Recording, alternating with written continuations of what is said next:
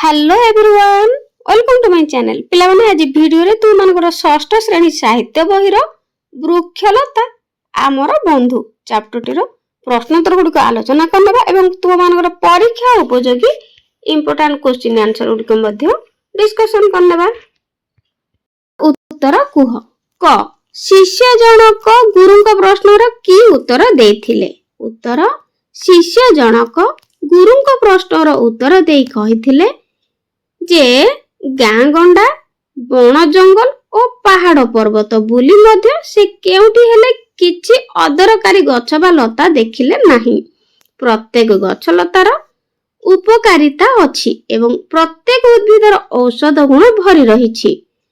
सते जेपरि मनीष और पशु पक्षी को रोग मुक्त करी सेमानकु सुस्थ सबल रखिया पई सेमाने जन्म नेइछंती। ख चरक केउ शास्त्र लेखि प्रसिद्धि लाभ करिछंती? उत्तर चरक संहिता नामक चिकित्सा शास्त्र लेखि प्रसिद्धि लाभ करिछंती। ग वृक्षरोपण अधिक पुण्य कार्य बोली काहेकि कुहा जायछि? Important question. उत्तर वृक्षलता मनुष्यर अनेक उपकार करती। एमाने मनुष्यर एकांत उपकारी बंधु होइतिबारु सुसंतान मानकु जन्म देबा ठारू वृक्षरोपण अधिक पुण्य कार्य बोली पुराण रे वर्णित होइछि। घ आलोक संश्लेषण प्रक्रिया रे वृक्षलता कोन करंती? उत्तर आलोक संश्लेषण प्रक्रिया रे वृक्षलता वायुरु अंगारकाम्ल बाष्प ग्रहण करी अम्लजान छाड़ती। वृक्षलता निकट रे आमे ऋणी बोली कहिबार कारण कोन? बहुत इंपोर्टेंट क्वेश्चन पिला माने जे वृक्षलता निकट रे आमे ऋणी एपरि कहिबार कारण कोन? बहुत थर मध्य परीक्षा रे पडिछि। उत्तर उद्भिद और प्राणी परस्पर निर्भरशील। प्राणी जगतर बिना सहाय्य रे उद्भिद जगत बंची पारे, मात्र उद्भिद जगत व्यतीत प्राणी जगत बंचिबा एकांत असंभव। वायुमंडलर विशुद्धता, वृष्टिपात, मूर्तिका संरक्षण, विभिन्न खाद्य पानीय वस्त्र और बासगृह इत्यादि पाई आमे उद्भिद जगत निकटरे एकांत ऋणी। 2 नंबर आम ओडिशार केउ अंचल रे अल्प वृष्टि देखा जाए? इंपोर्टेंट क्वेश्चन मध्य। उत्तर आम ओडिशार कलाहांडी अंचल रे अल्प वृष्टि होई थाए। जंगल काटी देबा द्वारा हमर की क्षति होउछि? तो इंपोर्टेंट क्वेश्चन अटे। उत्तर जंगल काटी देबा द्वारा वृष्टिपात रे अनियमितता देखा देउछि, अनावृष्टि घटुछि, वायुमंडल दूषित हेउछि, मूर्तिका क्षय हेउछि, जंगलजात पदार्थ मान दुर्मूल्य हेउछि, जीवजंतु मानकर वंश लोप पाउछि। ग वृक्षलता को सुवर्ण बा सबुज स्वर्ण बोली कहिबार यथार्थता कोन? बहुत इंपोर्टेंट क्वेश्चन। उत्तर स्वर्ण एक मूल्यवान धातु, यह समस्तंकर लोभनीय अटे, किंतु वृक्षलता स्वर्ण ठारू बहु गुण रे मूल्यवान होइथिबारु एहाकू सबुज स्वर्ण बोली कुहा जाय थाए, एहा यथार्थ अटे। ग केउ उपाय रे जंगल वृद्धि करा जाय पारिबो? उत्तर सामाजिक वनीकरण योजना द्वारा जंगल वृद्धि करा जाय पारिबो। मूर्तिका क्षय घटिबा फल रे की क्षति हुए? इंपोर्टेंट क्वेश्चन अटे।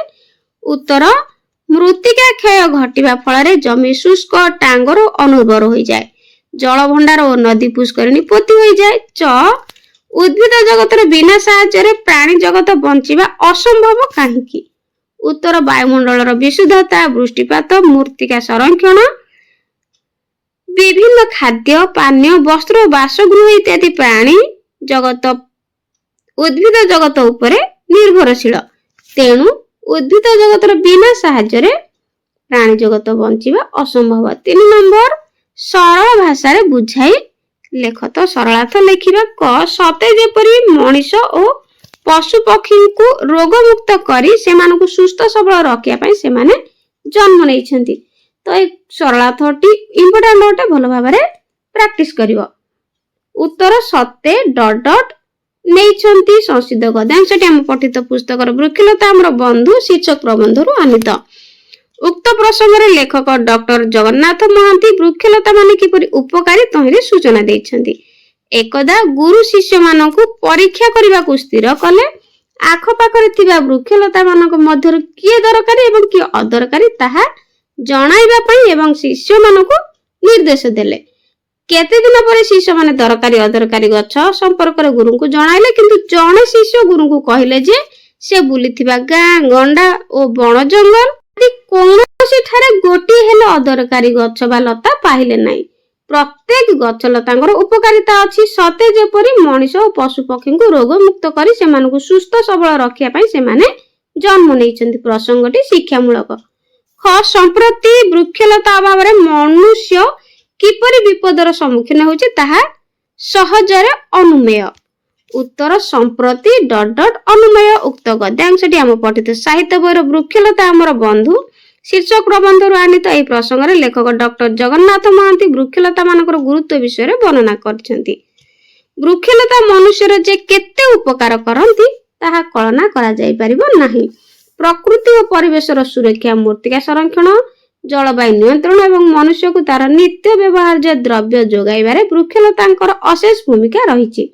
वर्तमान कल कारखानार प्रतिष्ठा, रेल मोटर टैक्सी स्कूटर प्रभृतिर व्यवहार जोगु वायुमंडल जो अंगारकाम्ल सृष्टि हेउछि वृक्षलता माने ताहाकु ग्रहण करी परिवेश को प्रदूषण मुक्त करिथांती। किंतु वर्तमान वृक्षलता अभाव रे मनुष्य किपरि विपदर सम्मुखीन हेउछि ताहा अनुमेय बा अनुमानर कथा। प्रसंगटी वास्तव अटे।